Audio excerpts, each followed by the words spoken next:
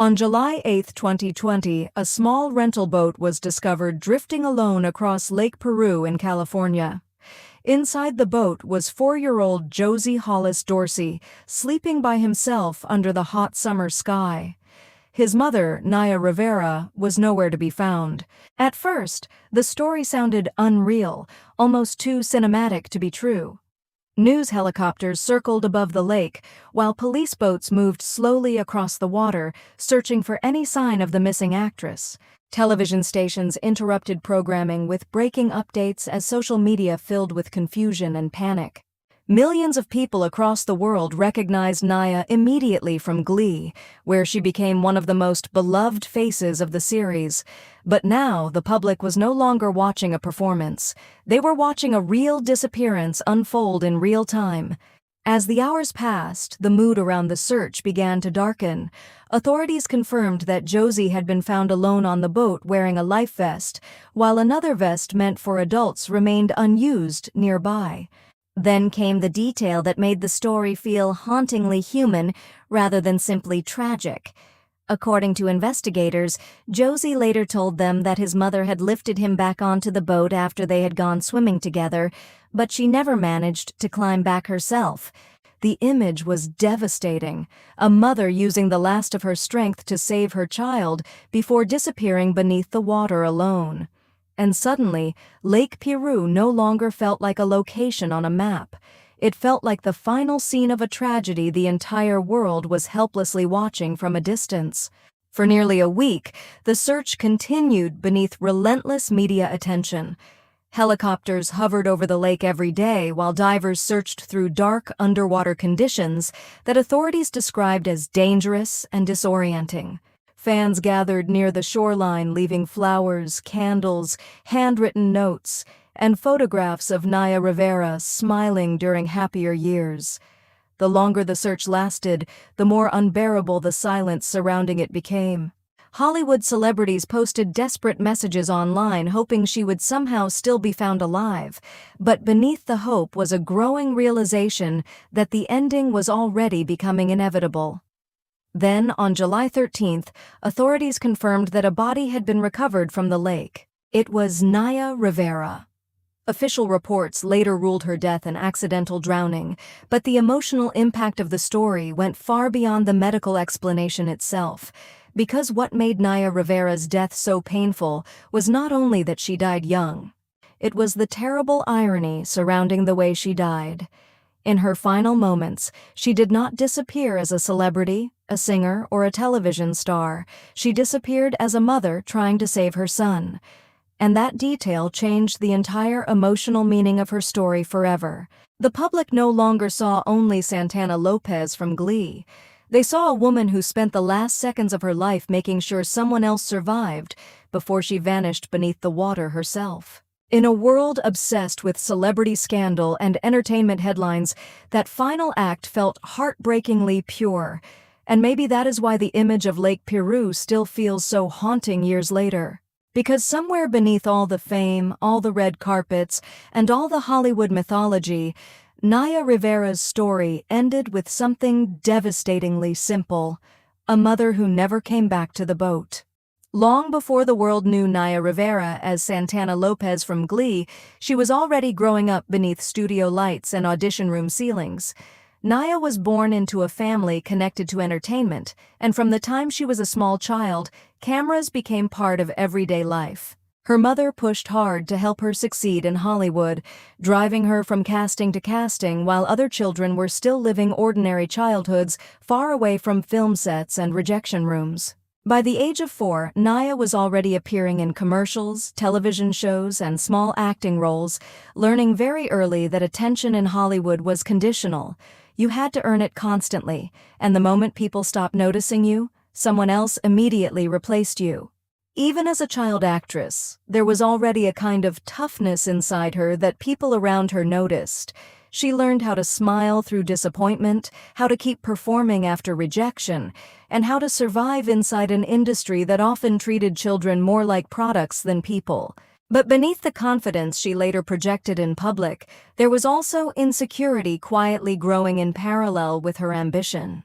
Naya later admitted that she struggled deeply with self-image during her younger years, especially while trying to fit inside Hollywood beauty standards that constantly made young actresses feel replaceable. The pressure to stay attractive, successful, charismatic, and emotionally controlled started long before fame ever arrived, and perhaps that is what made her story so tragic in retrospect. By the time the world finally recognized Naya Rivera as a star, she had already spent most of her life learning how to hide exhaustion behind performance. Before Glee changed everything, Naya Rivera spent years fighting simply to remain visible in Hollywood. There were periods where acting opportunities nearly disappeared completely, forcing her family into financial difficulty, while she struggled through auditions that rarely seemed to lead anywhere permanent. Unlike child stars who transitioned smoothly into adult fame, Naya experienced the terrifying uncertainty of almost being forgotten by the industry entirely. She later spoke openly about moments where she questioned whether her career would survive at all. That fear created a deeper hunger inside her, not just to become famous, but to finally feel secure in an industry where stability never truly existed. At the same time, she was growing up emotionally inside a business that rewarded image more than vulnerability. Relationships became complicated. Trust became difficult. And although she often appeared outspoken and fearless in interviews, many people close to her described someone far more sensitive underneath the confidence she projected publicly. Looking back now, there is something almost haunting about watching young Naya Rivera in old interviews and early television appearances. She smiles constantly, she jokes easily, she radiates ambition. But there are moments where the pressure underneath the performance quietly slips through the cracks for just a second before disappearing again. And maybe that was the hidden pattern of her entire life. The stronger and brighter she looked in public, the harder she seemed to work to hide whatever pain existed privately behind it. When Naya Rivera joined Glee in 2009, her life changed almost overnight. At first, Santana Lopez was only meant to be a minor supporting character, another sarcastic cheerleader inside an ensemble cast already filled with breakout stars. But something about Naya immediately stood out. Her delivery was sharper, funnier, more emotionally alive than people expected, and slowly Santana evolved into one of the most beloved characters on the show. As Glee exploded into a worldwide phenomenon, Naya Rivera suddenly found herself inside a level of fame she had spent her entire childhood chasing. Fans adored her confidence, her humor, and especially the emotional vulnerability she brought to Santana's storyline as one of television's most important LGBTQ+ characters at the time. For many viewers around the world, Santana Lopez became more than entertainment. She became representation, comfort, and emotional escape during years when queer characters were still rarely treated with depth on mainstream television. And at the center of all of it was Naya Rivera, beautiful, charismatic, fearless, and seemingly impossible to ignore. Red carpets, magazine shoots, concerts, interviews, fan conventions, her face became part of one of the biggest television phenomena of the early 2010s. To the public, she looked like someone finally winning the life she had fought for since childhood. But behind the success, another reality was quietly forming. The pressure inside Glee grew darker as the years passed. The production schedule became exhausting. Rumors of tension behind the scenes followed the cast constantly. Several actors from the show privately struggled with addiction, emotional instability, or loneliness, while still being expected to perform happiness every week in front of millions of viewers. And somewhere inside that environment, Naya Rivera slowly began carrying a version of fame that looked glamorous from the outside, but emotionally draining underneath it. As her public image grew larger, her personal life became increasingly unstable in ways tabloids eagerly consumed for entertainment. Relationships turned chaotic. Public arguments and rumors followed her constantly. At times, the media seemed more interested in framing her as difficult or controversial than understanding the emotional pressure surrounding her life. And perhaps the cruelest part of Hollywood fame is how quickly audiences begin confusing confidence with emotional invulnerability. Naya Rivera often appeared outspoken, sarcastic, and strong in interviews, which made many people assume she was handling fame better than she actually was.